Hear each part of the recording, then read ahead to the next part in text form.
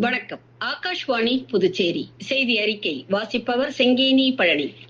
மாணவர்களின் தேர்வு அச்சத்தை போக்கவும் அவர்களது மன அழுத்தத்தை குறைக்கவும் பிரதமர் திரு நரேந்திர மோடி இன்று காணொலி காட்சி மூலம் மாணவர்களுடன் கலந்துரையாடினார். பரீட்சா பே சர்ச்சா நிகழ்ச்சியின் 9வது பதிப்பின் 2வது கட்டமாக உரையாற்றிய பிரதமர் தொழில் முனைவோர் பாதையை மாணவர்கள் தேர்ந்தெடுக்குமாறு வலியுறுத்தினார். சிறிய அளவிலான ஸ்டார்ட் அப் நிறுவனங்களை தொடங்கவும் அவர்களை ஊக்கப்படுத்தினார். பாட புத்தகங்களுக்கு அப்பாற்பட்டு செயல்முறை நடவடிக்கைகளை மாணவர்கள் தங்களை ஈடுபடுத்திக் கொள்ள வேண்டும் என்றும் ஒழுக்கமும் உத்வேகமும் மாணவர்களுக்கு மிக அவசியம் என்றும் பிரதமர் கூறினார்.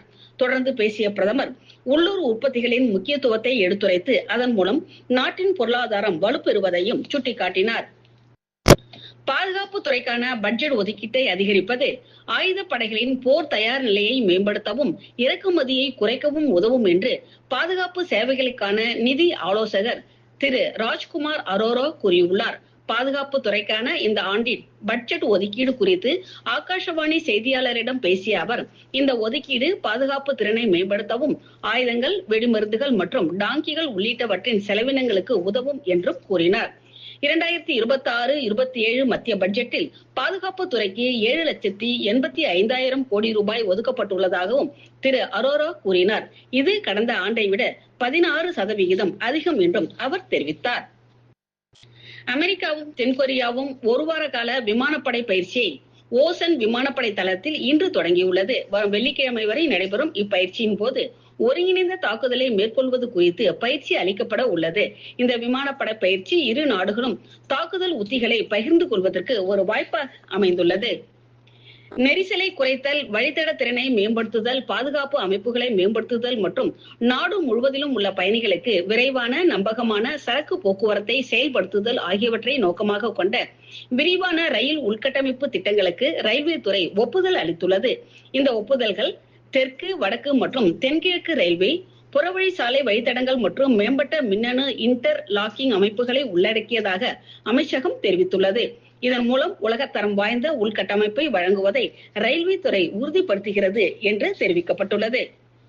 மருந்து பாதுகாப்பு, தரநிலைகள் மற்றும் திறன் மேம்பாடு ஆகியவற்றை மேம்படுத்த இந்திய மருந்தக ஆணையம் இன்று கோவாவில் 3 புரிந்துணர்வு ஒப்பந்தங்களில் கையெழுத்திட்டுள்ளது. இந்த புரிந்துணர்வு ஒப்பந்தங்கள் கோவா மாநில மருந்தக கவுன்சில், இந்திய தர கவுன்சில் மற்றும் HLL இன்ஃப்ராடெக் சர்வீசஸ் லிமிடெட் ஆகியவற்றுடன் கையெழுத்திடப்பட்டுள்ளதாக மத்திய சுகாதாரம் மற்றும் குடும்ப நல அமைச்சகம் தெரிவித்துள்ளது.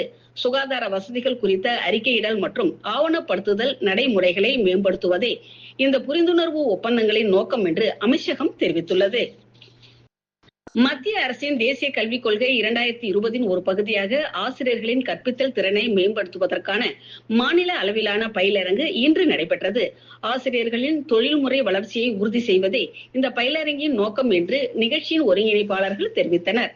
நிகழ்ச்சியில் NIT புதுச்சேரி இயக்குனர் திரு மகரந்த மாதவ் கங்ரேக்கர் தலைமையில் நடைபெற்ற இந்நிகழ்ச்சியில் காரைக்கால் முதன்மை கல்வி அலுவலர் விஜயமோகனா சிறப்பு விருந்தினராக கலந்து கொண்டார்.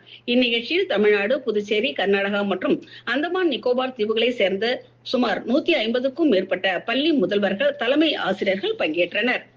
அமைப்புசாரா தொழிலாளர்களுக்கான சமூக பாதுகாப்பு ஓய்வூதிய திட்டத்தை மத்திய அரசின் வேலைவாய்ப்பு மற்றும் தொழிலாளர் துறை LIC மூலம் பிரதான் மந்திரி ஸ்ரம் யோகி மான்தன் என்ற இயக்கத்தை செயல்படுத்தியுள்ளது என்று புதுச்சேரியின் தொழிலாளர் துறை அதிகாரி கஸ்தூரி தெரிவித்துள்ளார்.